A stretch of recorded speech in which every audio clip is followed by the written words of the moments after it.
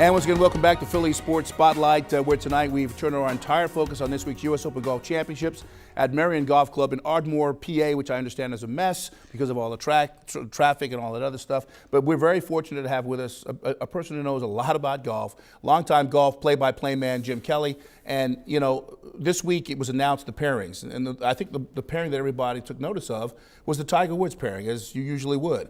But this week they've got him on Thursday teeing off at like 1:45 with it's he, McIlroy, Adam Scott, and whether it's a big deal or not, his old caddy, Steve Williams. Right. Your thoughts on that, and then your thoughts about the matchup they probably should have had. Well, people are wondering about the Steve Williams thing. You were asking me about that, the caddy, the Kiwi caddy, who's got his own race team in New Zealand. I've known Stevie for a long time. He used to caddy for Ray Floyd. Then he caddied for Woods during some of the glory years, including that remarkable shot at Augusta. Steve has a way of always getting himself on camera. If you think back to Adam Scott, it didn't take Stevie very long to go up and congratulate him. The animosity, the bad blood between Steve and Tiger is old news, okay? Kind of like Action News and across the street. I don't know what you're talking about. Yeah, well, no, I'm talking about when I worked at Channel 10 and Action News and the rivalry with Tolly, who's now a blood brother here. And you and Al Meltzer. Well, you talked about the. So that's history. Adam Scott will play very well. The problem is, as you know, the belly putter, he can only play with it for a short while. Right. Now you want to talk about, I'm guessing, a Spaniard and his ill-timed comments. Well, yeah, I mean, you want to talk about animosity. Perhaps the pairing, if they really wanted to create some juice or some flow, would have been Tiger teaming up with Sergio.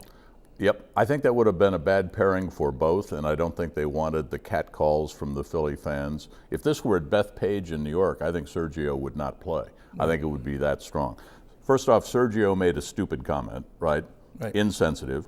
George O'Grady, the commissioner of the European Tour, his follow-up comments, which I'm not even going to repeat, were el lamo, okay? So Sergio is not going to win this U.S. Open at Merion, and he's still getting over breaking up with Greg Norman's daughter. I understand that. Yeah. I would probably be heartbroken too.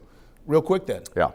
Who do you predict has the best chance to win this week? I like Adam Scott on this golf course, right? And Steve Williams, you know. Stevie will get some of the credit, but the way Steve helped negotiate Augusta on the back nine on Sunday and the playoff and keep Adam Scott in the moment. I also like Luke Donald, the Englishman who went to Northwestern, as my daughter did. All right, but it's no bias there. No, but, well, Luke with the irons, the long irons, and his precision short iron game, right? Right. Well, okay.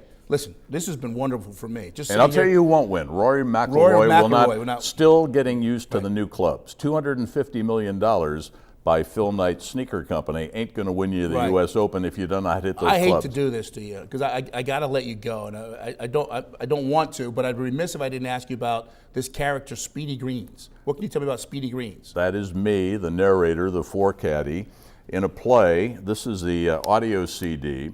It's a trilogy, Murder, Mystery, and Mayhem. The play has been at the Media Theater, for the last couple of nights. There is the ticket information. It's 8 o'clock curtain, and on Father's Day, Sunday afternoon, 4 o'clock. We hope you'll come out.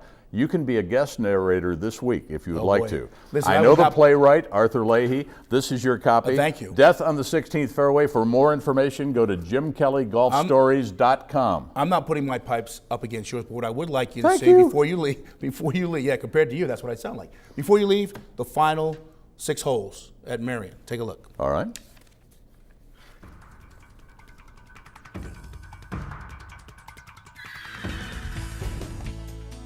While the other par 3s at Merion pose daunting tests, number 13, with most players having a wedge in their hands, could feature a birdie opportunity.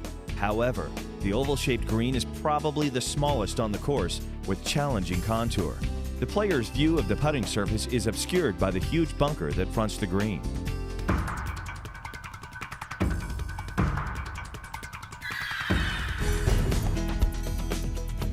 Most players will likely choose driver on this stout uphill par 4, which features a teeing ground that is typically used as the practice putting green. The 14th begins one of the toughest finishing stretches in U.S. Open Championship golf. There are bunkers in the drive zone along with high fescue rough to the left. The approach shot will likely be with a mid-iron to a large green that features wonderful contour. Approach shots that miss the green to the left are in danger of bouncing off the closely mown knoll and running out of bounds.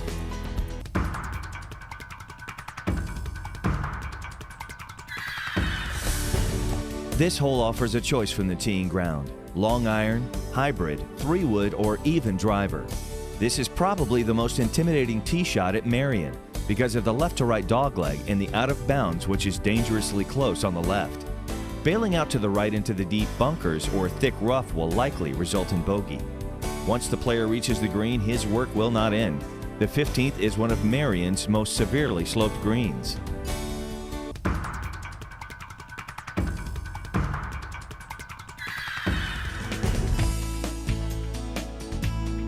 Many players will hit 3-wood on the famous quarry hole to stay short of the hazard.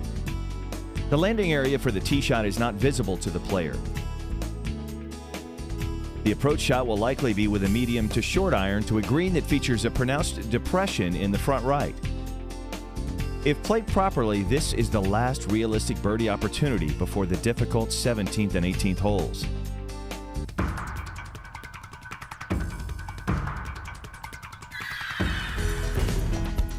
This hole, an outstanding penultimate hole in an amphitheater setting, will be played from both the 246-yard and the 195-yard teeing grounds.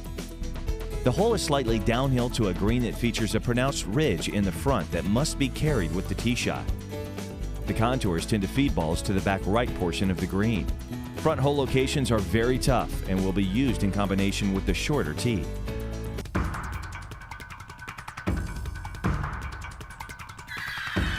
Here we stand in the middle of the fairway at one of the most famous holes in golf, the 18th at Merion Golf Club, site of the 1950 U.S. Open Championship, where Ben Hogan hit his infamous 1-iron from the middle of the fairway to help him win that incredible championship. A plaque signifies his incredible shot on that famed day on this amazing par 4, now reaching over 500 yards from the back tees. And there you have it. You've seen the first 6 and the last 6 holes at Merion. Now all the golfers have to do is go out and navigate that course, and good luck to all of them. Okay, we're going to take our final break. When we return, the answer to this evening's trivia question.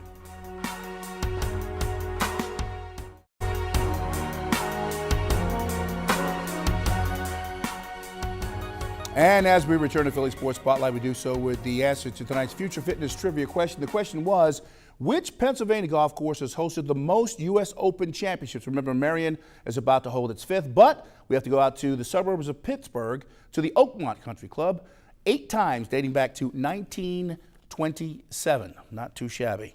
Once again, that's Future Fitness. No one in the Delaware Valley does fitness better. Thank you very much to those folks for sponsoring this week's trivia question.